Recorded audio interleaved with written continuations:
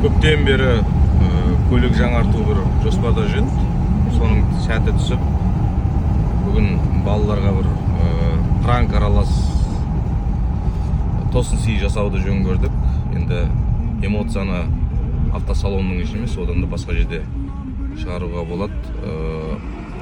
Жалпы балалардың қуанғаны ата-ана үшін ол да бір үлкен бақыт.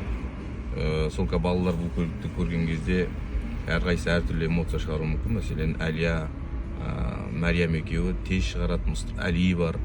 Ал бірақ Мұстафа әдетте эмоциясын сақтап, қысып барып, кейіндеу шығарады. Енді мүмкін өзгеріп қалар, сондықтан көліктен хабарсыз, қандай көлік алатынын жалпы бірақ жоспарда бар екенін біледі. Қазір анасымен бірге күтіп тұр, барып көрейік. Қандай сезімде болатын. Яғни қазір тосын сыйдың заманы.